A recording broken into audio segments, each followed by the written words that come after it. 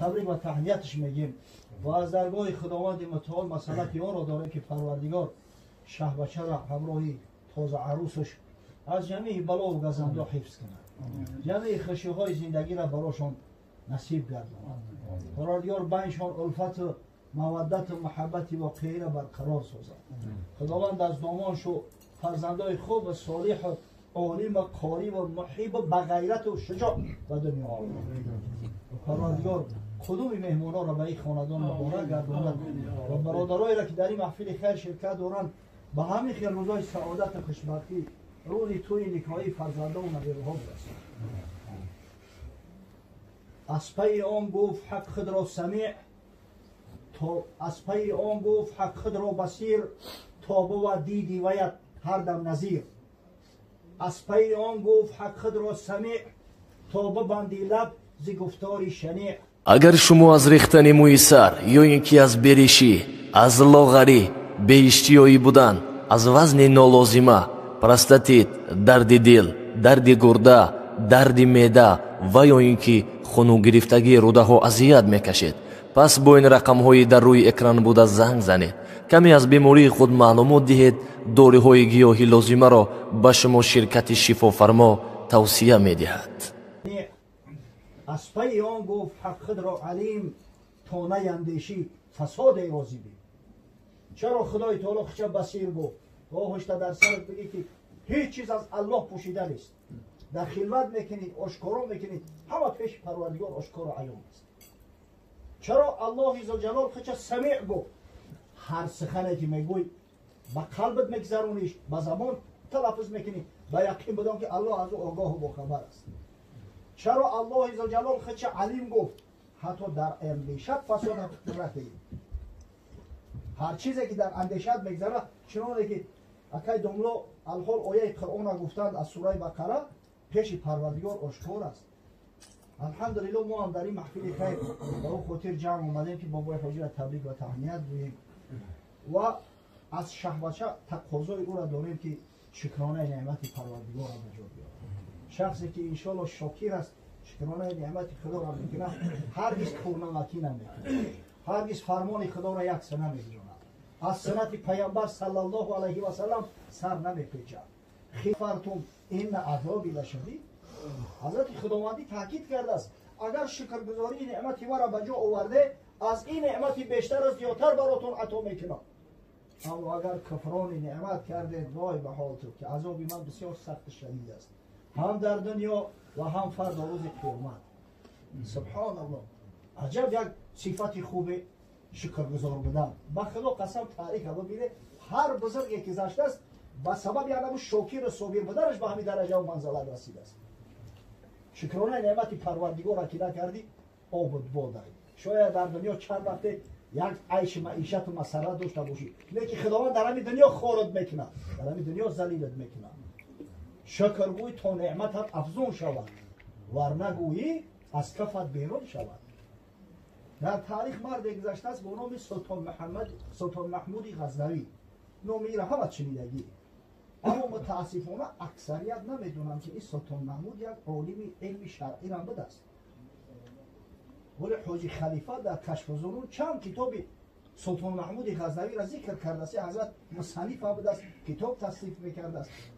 ببینید همین قدر معروف و مشهور بود که عنصری میگه تو آن شاهی که اندر شرق در غرب یهود و گبر ترسا و مسلمان همه گویند در تسبیح و تهلیل الها عاقبت محمود گردد.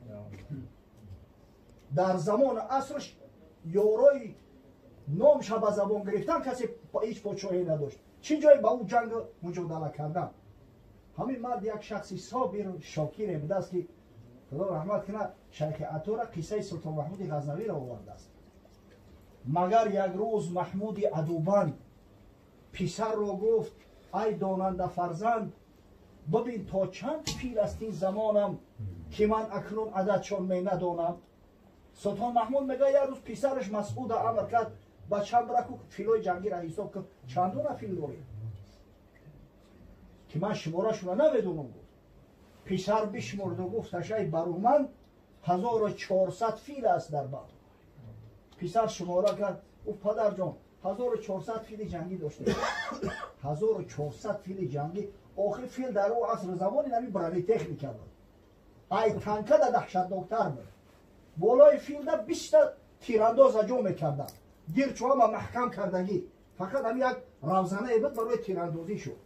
در خرطوم فیل یک عمودی دیگر را میبستن، یک گرزه پیش سینهش محکم، پاش هم خیلی آهنی پخش کرده و زده و کوفته میرفت، از بالاش با 20 تیرانداز. مسلمان ها در هنگام جنگ با بزرگترین امپراتوری دنیا، با امپریای فارس همگی یک بار شکست خوردن. در جنگ بود با نام جنگ جسر، حرب جسر میگن. همین خدا رحمت مغفرتش کنه. ابو عبید ثقفی سردار لشکر مسلمان ها بود. در همین جنگ شهید شد، شکست خوردن. در همین جنگ معرخان میگن که از جانب فارس ها 3 فیل اشتراک کرده است. مسلمان ها که جنگ با فیل ندیده بودن، باری اول فیل ای پیش میدیدن، همین جنگ ده همین سبب شکست شد، همین 3 فیل جنگی شد. اگه تصور کنید که 1400 فیل چی مقدار است. شهش گفته که خود را یاد دارم که یک رزمی نیامد در شمارم. سلطان محمود گفت بچه جان، پسرش نصیحت کرد، من وقتایی را یاد دارم که قطعی پدرم سبکتگین جنگ میکردیم با هندوها فیل جنگی داشتن، ما یک فیل نداشتیم. آرزو میکردم که کاش که در لشکری ما هم یک فیل میشید. کنون گر تا به عرشم کار و بار است، زمن نیست، این به فضل کردگار است. امروز که سبحان الله 1400 کاوالری نداشتن پادشاه ها، 1400 سواره نداشتن، فیل جنگی اوست نیستن.